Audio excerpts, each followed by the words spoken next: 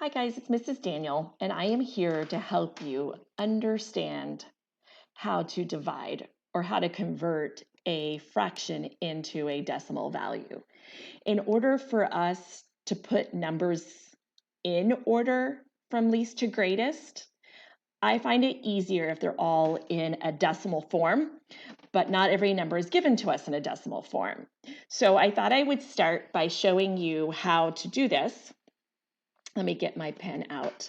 And I thought I would start by taking 11/8 and showing you how to take this and put it into a division problem, divide it successfully, and end up with a decimal value that you can use to compare and order. So let's start. Let's take 11/8 and let's create it into a division problem. Okay, so what's kind of difficult for students your age to remember is which number is inside the division and which one is on the outside. We call those the divide in, like divide inside, and the divise or on the outside, okay? So let's see. On the inside or the divide end, that is going to be your numerator. So that's going to be the top number. And the divisor is going to be your denominator, which is this 8. So this reads 11 divided by 8. This is also read as 11 divided by 8. Let's see if I can make that 8 prettier. A little bit, okay? So kind of the cute way to remember it, like if you're just struggling with remembering which one goes where, you can think about it this way.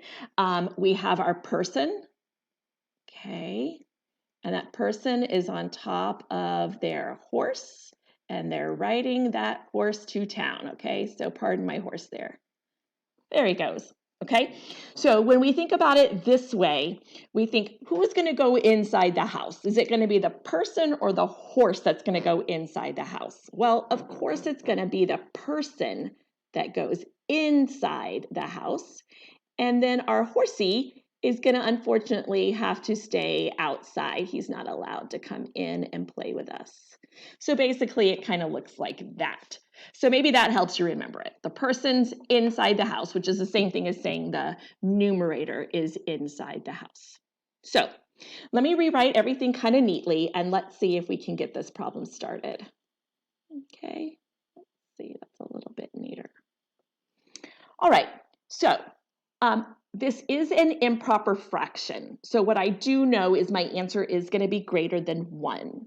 So 8 can go into 11, okay? But we start off by saying, can 8 go into 1? And it cannot. So you may put a 0 here, or you may leave it blank. I put the 0 with an X over it, just so I know, like, I don't need it. And now I'm going to ask myself if 8 can go into 11. And it can. It can go in one time. There's going to be some left over, but 8 can live inside of an 11. So what I'm going to do now is I'm going to take this 1 and I'm going to multiply it by 8, and that is 8. 1 times 8 is 8. And the next thing you do is you subtract. So 11 minus 8. If you have forgotten, you can borrow, you can use your fingers, you can do whatever you want, okay? I kind of on this one just use my fingers. 8, 9, 10, 11. Okay, so there's 3.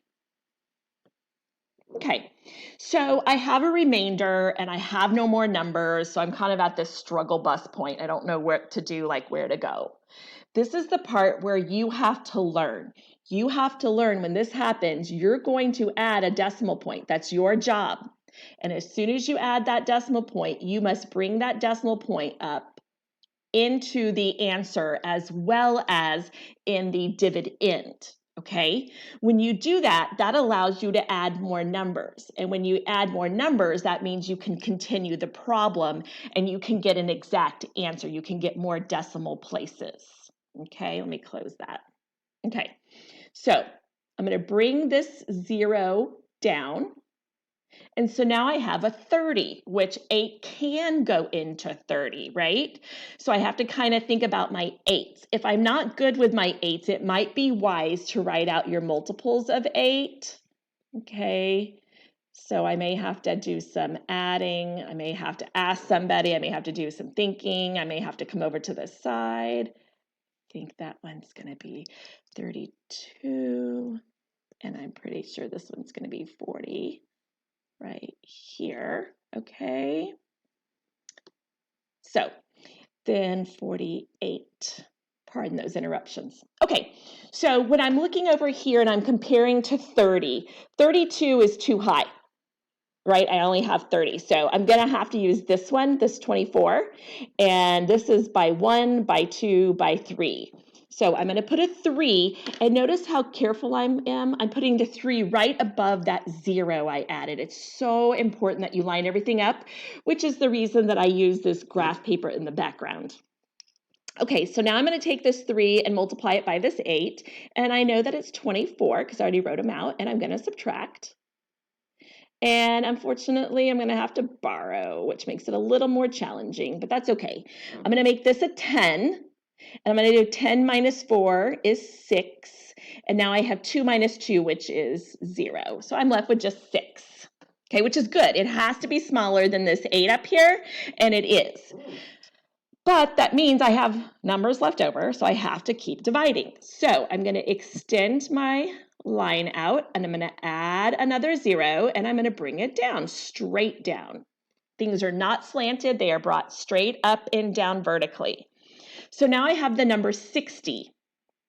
So I'm going to have to go back over to my side, and I may have to add some more to here. So I have 48. And I've kind of forgotten, right? So I need to do 48 plus 8 if I can't remember my multiplication. So I have to add that up. Oh yeah, 56. I knew that, 56. Well, 56 is definitely close, but I definitely want to add 8 again just to double check.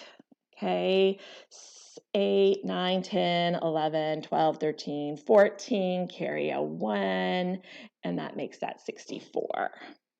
Okay, and that's definitely too much. So it is going to be this guy that I need. So 1, 2, 3, 4, 5, 6, 7. So I'm going to be putting a 7 right on top of that 0 I added, okay? And I'm going to do 7 times 8, and I know it's 56. Okay, and I'm lining up my place value. I have my 1s digits here and my 10s here, and I'm going to subtract those. Because I have a 0, I can't do 0 minus 6. So again, I'm going to go over here and I'm going to borrow. And it's going to say 10 minus 6 is 4. And 5 minus 5 is 0. Which you don't have to write that 0 if you don't want to. It's no big deal. But I've got another number, so I'm not done. So I'm going to add another 0. No problem. I'm going to bring it down. And now I have 40. So I'm going to go back over here, and the good news is, yay, I see a 40 right there. So I don't have to worry about writing any more multiples out. I'm set. So now I'm just going to count 1, 2, 3, 4, 5. So I'm going to put a 5 above that 0. Line it up. I can't say that enough. 5 times 8 right here. 5 times 8 is 40. Now I'm starting to get excited because guess what? 40 minus 40 is 0. So we are done. Complete. Check mark. So I now know that if I have the fraction 11/8, when I divide it, it is equivalent to 1 and 375 thousandths. When my number's in a decimal form, then I have the ability to go and put it in order. It just makes it a little bit easier for me. Okay? Hope this video helps you. Thanks, guys.